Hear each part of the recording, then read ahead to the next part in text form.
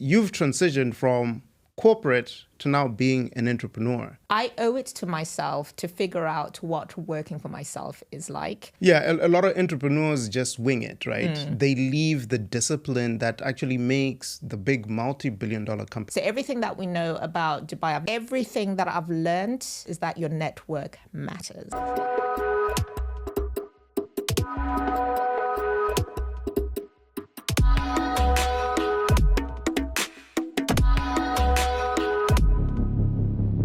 Welcome to another episode of Surround Yourself with Greatness. I'm your host, Kuda, Biza, and I'm really excited about this episode. And today I am joined by an amazing guest. And I'm in Dubai right now. And if you're ever in Dubai, she's definitely a person you want to get connected to. And I love this guest mainly because, number one, she's a connector. She, is really all about building a network and making those connections. She has a lot of corporate experience, ex-JP Morgan, and other big entities. But now she's a well sought after speaker, moderator. She's gracing big stages and high prolific events. So definitely someone to keep your eye on, but more importantly, someone you want to learn from. And today I am joined by the none other Mucha Nyandoro. Mucha, how are you doing today? I'm great. Thank you very much for having me on your show, Kuda. It's absolutely wonderful to be here. Well, we got connected during the pandemic. And at the time, you had started hosting these online events to connect people. And I remember just falling in love with your energy, but more importantly, with your love to connect people, especially during a time where, we were sheltering in place and all of that good stuff. So can you just walk me through what inspired the idea to create that platform? Sure, easily. So I think for me, there's a story that I often tell, which is about speaking to a pilot friend of mine who speaks of having some serious mental health concerns, ideation of suicide, dare I say this, on a public forum. But really just this sense that I left high school, I went to flight school. All I know to do is fly planes. So at the point that you tell me I need to work from home, or the world is talking about working from home, that option cannot exist for me. And with that came just this plethora of issues. And I thought, if he's feeling this way, I wonder how many others feel the same. So as you quite rightly pointed out, my whole thing is around kind of bringing people together, because I think there's a real value that goes in connecting people, a real value in just kind of exchanging ideas and sometimes just sharing problems and lightening the load. So in this instance, got a group together, had a really robust conversation and felt a duty of care to publish it. We went online and then I had a young group come on and say, actually, we've got a similar set of issues, but ours are nuanced because we're not captains of big airlines. So we want to talk about things that concern us. So the idea of professional tribes was born from this concept of bringing professionals together, because moving from pilots, I had doctors on my radar who I wanted to speak to as frontliners as well. Doctors, teachers, it just kind of started snowballing into this, I guess, sense that I need to pull people together. And as a sideline, in fact, it took two models, if I might just elaborate on that. One of the models was me seeing some women online that I thought were pretty kick-ass, right? So some Zimbabwean women, one of whom so I had Mildred, Chinasai, Cindy, Ravenikor, and I wanted to do something with them. So I came up with this idea of us kind of coming together and hosting shows about anything and everything. So it could be about generational wealth, which is the one that you were on, and many other such topics. But aside from that was this call to just really talk to people from industry and get to understand what they were experiencing over COVID.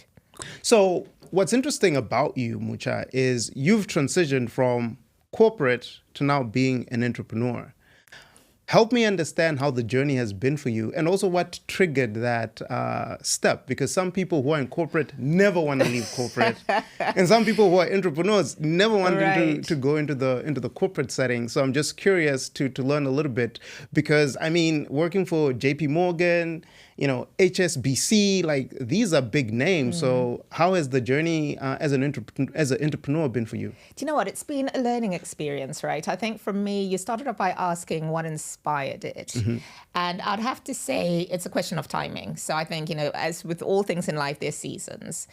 Seasons where you feel that you've done something for long enough and perhaps it's time for a shift. You're not quite sure what that shift might look and feel like. The obvious thing is to go back into corporate. Right. I took the decision to explore working for myself. Right. And then COVID strikes. And at the point that COVID strikes, you're actually forced to think beyond, the corporate world. So I didn't quite have a choice in that season because nobody was hiring. People were working from home. So I had to do something, hence Professional Tribes then. But beyond that, really, for the other broad activities that I'm engaged in, it was more a question of I owe it to myself to figure out what working for myself is like. Right. I still get pulled into corporate, don't get me wrong. I don't think that my corporate days will ever completely end because my clients are corporate. So it's just how you function. But it's how I'm functioning at the minute, which is really just a sense of taking some ownership over my destiny, as it were, and then just figuring out what that looks and feels like. Not easy, can be very rewarding as well. So it's just this constant sense of, okay, today the focus is here, tomorrow it shifts to there. So the follow-up question on that is, for someone who's maybe watching and maybe considering taking that step to say like, okay, I've gained my experience in corporate, now I want to take a leap of faith and start my own thing, what advice would you give them? Be ready for it. And just really kind of play out what that means for you. So it's one thing, if I had done this in my 20s or before I had real kind of grown-up commitments, I think the narrative could have been very different. And I actually almost wish I'd done it earlier. Because you're not kind of thinking about all the other stuff that goes with running life day to day. So if you have family, if you've got kids, if you've got, just responsibility more broadly, changes the dynamics somewhat. And there's an extra pressure, I guess, that comes with getting the model right quite early on. Any entrepreneur will tell you that that's a myth. Right. You don't get it right. You don't just wake up. I would love to meet the person who woke up, had an idea, and then made $1 million in the first month. Right? So my advice would be just be patient with it and make sure that you've got the bandwidth to absorb all the shocks that come with it, but also be willing to celebrate wins that might seem little to start with or that may seem meaningless at some point. But actually giving it time and just being patient with it, you kind of see how every seed that you plant kind of creates some sort of fruit or something that you then look back and think, I hadn't realized the significance of this action. Or, had I known that my encounter with this person would have led to this, I might have handled it differently. Or there are just so many things that you need to factor in. So let's go back to corporate now. What lessons could you say you've learned and that you're applying today that you took being in the corporate world? Oh, absolutely everything. So I'm a trained corporate creature, right? So everything from my process orientation to my communication skills to planning, a lot of that discipline came from working for the sorts of corporates that I've worked in. Numbers are a central part of my existence. I'm an Excel sheet girl because that's what we do. That's what we do. And I think, the facts are in the numbers, quite frankly. So at the points that you're making decisions, make sure that you can base them on some sort of scientific measure.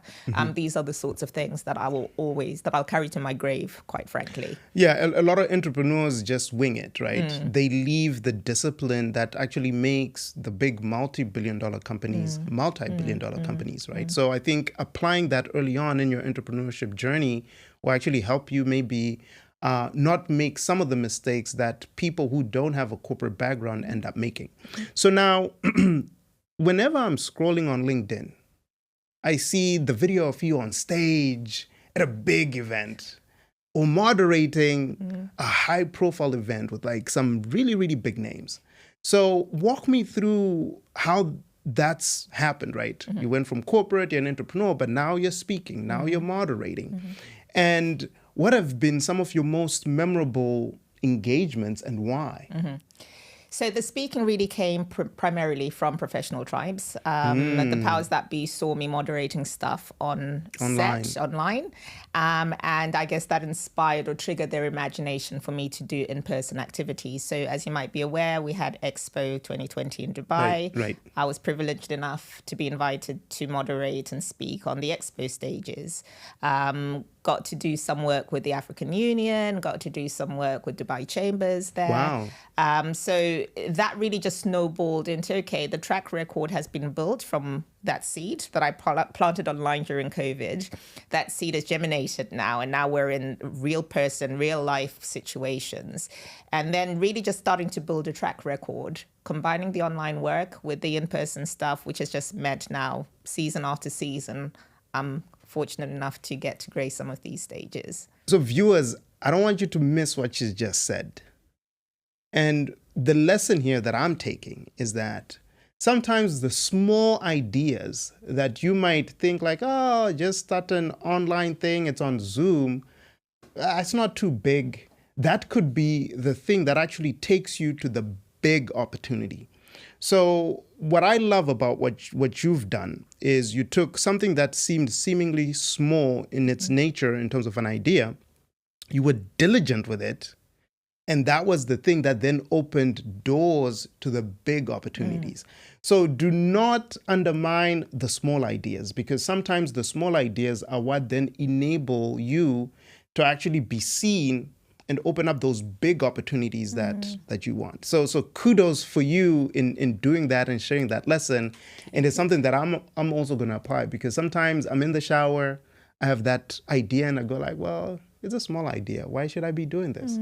But sometimes those small ideas are the things that propel you to the next level. And I'm reminded of a Bible verse. So I'm just going to take some inspiration from ministry right now, which says, you know, God rewards people who are diligent with the small things, and then he gives you more. Absolutely. So congratulations on you being diligent with that platform you built online.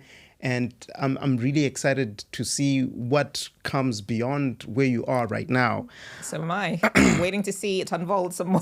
But thank you very much for that, Kuda. So in my short time here in Dubai, I've had the chance to attend a couple of your talk shops, the ones that you're doing at Society Dubai.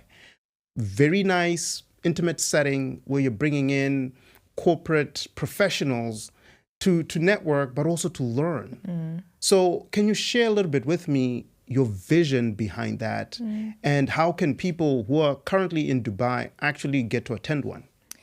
So I've got a multiple responses to this question, right? My vision is really about just creating a space where professionals who look like me, for a start, and it's not restricted to people of color, obviously, but to find a safe space where things that matter to a working executive can be spoken about in a safe environment where ideas can be shared within a peer group, and you're able to also create a network that can help you with your day-to-day business, right? So everything that we know about Dubai, I've lived in this country now for a good 12 plus years, and everything that I've learned and known about this place is that your network matters.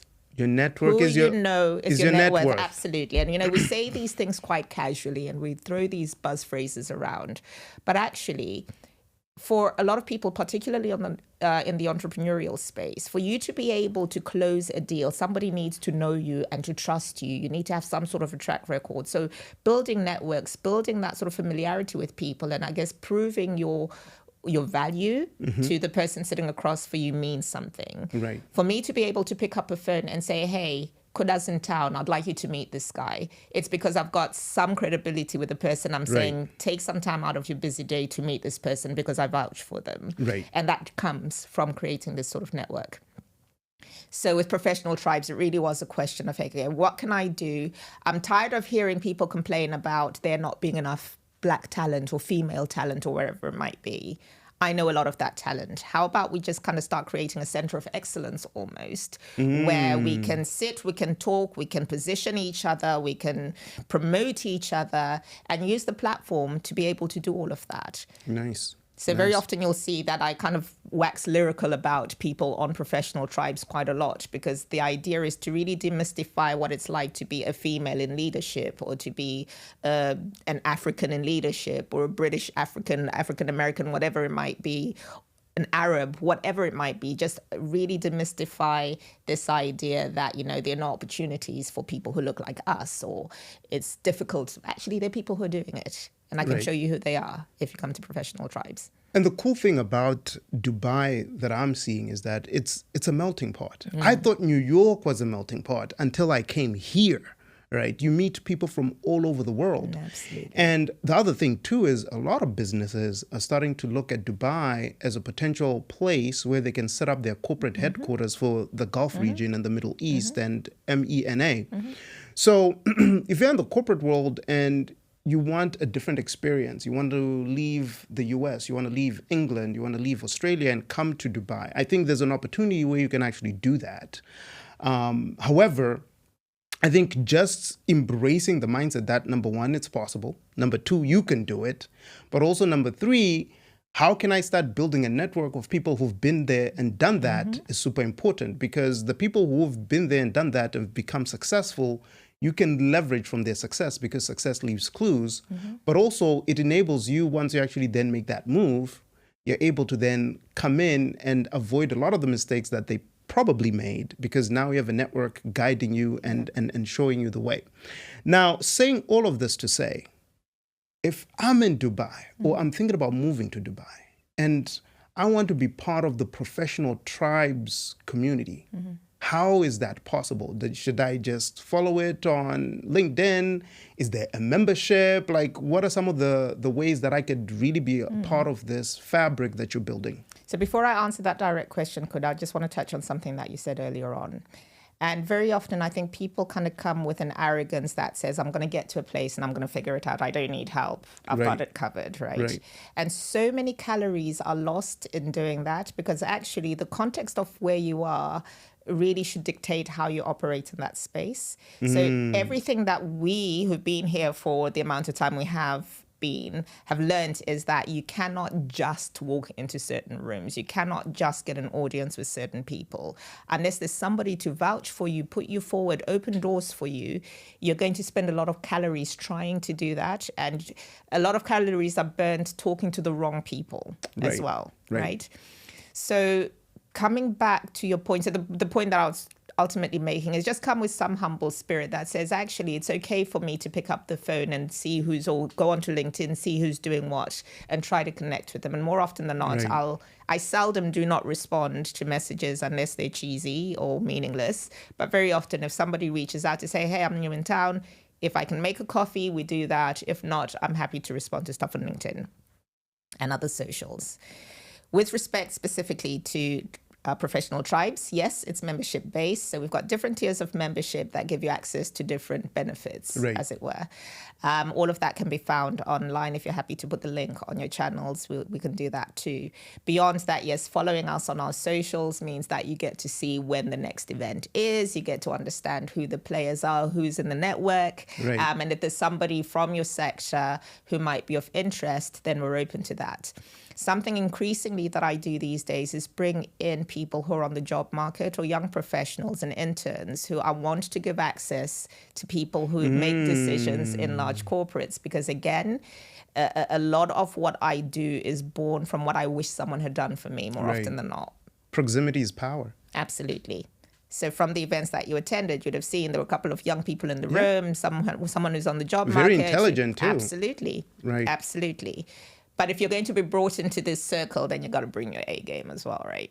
So I can actually vouch for it. I saw a couple of, university students, well-dressed, well-mannered.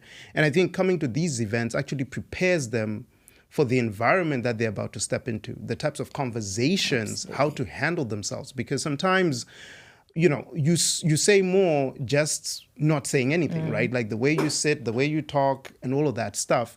And what I like about your events is that these are some of the things that you actually teach. Like people leave the event with like a lot of knowledge, tangible wisdom that they can go and apply to go further their careers. Now, while we're here, let's really just touch this nerve. What practical advice would you give young professionals who are now really getting ready to go into the corporate world? I would say that everyone you see wearing a title, wearing a badge that says that they're leader this, leader that, is just a human being fundamentally, right? So at our core, we're all just people. With that then comes an onus, I guess, or responsibility on the part of this young professional to navigate the spaces that they've entered carefully and wisely, right? So you get into an environment that's, let's talk about a professional tribe's living room. Right. Watch the dynamic in the room. Listen carefully to what people are saying. And very often, we've got managing partners from firms in that room. You've got highly decorated medical professionals and so forth. When you listen to what they're saying, their struggles are actually not too dissimilar to yours. Yes, it's on an elevated stage because of the station that they carry. But fundamentally, as people, we kind of fight and battle with the same range of issues more often than not. Right. So if you don't get, for instance, a warm reaction, maybe someone's just had a really bad day, they're going through a divorce, their life is falling apart, but guess what? They're needing to put on their big girl pants and kind of maintain a certain demeanor to get through their working day. Right. So the point being, just kind of be understanding that not everything is personal to you. Right. Because what I find is this fragile generation that kind of sees everything as a slight on their personality, and I'm going to leave because I don't like the way you spoke to me, or you gave me too much work to do, or the real world doesn't operate that way. Right. So it's really about just having, one, an understanding that people are people. Secondly, what value are you adding, rather than always expecting people to be downloading things to you. A bit like you've got a flow of carbon dioxide and oxygen, and then in the atmosphere, there's something to be said about there being this give and take relationship. Right. So when you're approaching, and this is something that I know that you believe quite strongly in, Kuda, that when you're going into, and I've seen you in action in meetings as well, entering a situation, it is less about what the person sitting across from me can do for me than I can offer them. Because in that willingness to extend your hand or open your palm, you actually find that people develop an affinity towards you, want to work with you, want to see you do well. So I've got a whole book of things that I could say to young professionals.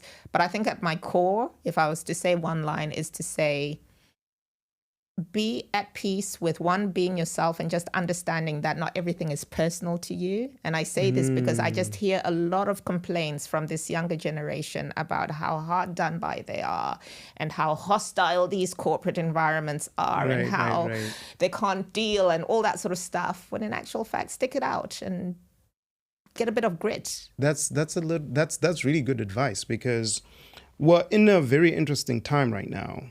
Because we're in what's called the silver tsunami. And what the silver tsunami is, you have a bunch of baby boomers that are retiring. And now they're passing on the torch to this younger generations who are now supposed to be corporate leaders. And you have to have thick skin, right? You're taking over these big boots. So the faster you can get to speed with what you're talking about and really just own it and just run with it, I think the sooner you're able to actually achieve your greatness, because a lot of the times people are waiting for other people to handle the tough battles, when in fact the tough battles are what make you that corporate leader that you want to become. Absolutely. So another question I have for you is, should people move to Dubai? Listen, this question, I am like, I should get some royalties from the Dubai tourism, authority here, because I am such a salesman for this city. Because you left the UK and you've been here for over a decade. I came here for the quintessential 2 years, and then I just couldn't imagine living anywhere else, at least for this period. So why? It's like, I'm just curious. You've been trying to convince me to move here too.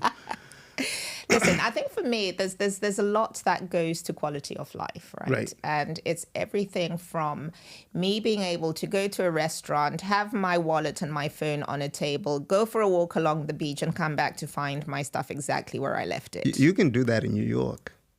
Right.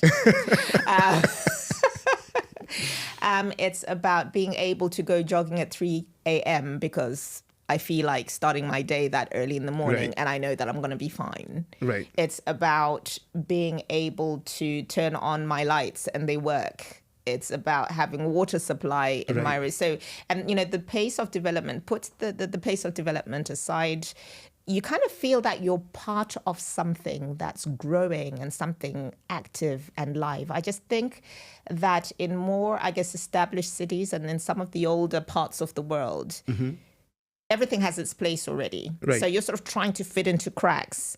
Whereas but over here, there's a lot of... own space and really do something with it should you choose to go down that route. So I'm just a big fan of Dubai, really. And you can't convince me otherwise. Cool. So parting message for someone who's trying to achieve greatness, what would you say, in your own words, is the quickest path to achieve your own greatness? By being your own self. Right. So being authentically you means that people are buying into you before buying into anything that surrounds you. And I think when you're trying to walk in somebody else's shoes, you miss steps along the way. You're tripping over stuff because that's not coming naturally to you.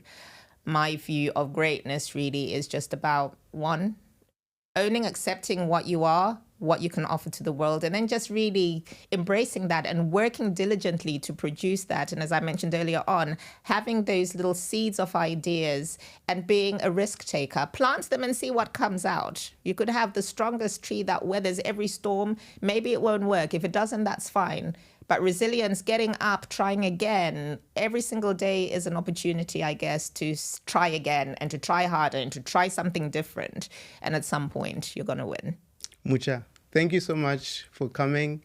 And for those of you guys who are interested in learning more about professional tribes, the links to all of that stuff is going to be in the description. I highly encourage you to check it out. And if it fits your liking, become a member. I've been to a couple of the events. They're really, really awesome. So if you're in Dubai or even just visiting Dubai, you should definitely take a moment and check it out. I'll see you guys in the next episode. Bye-bye.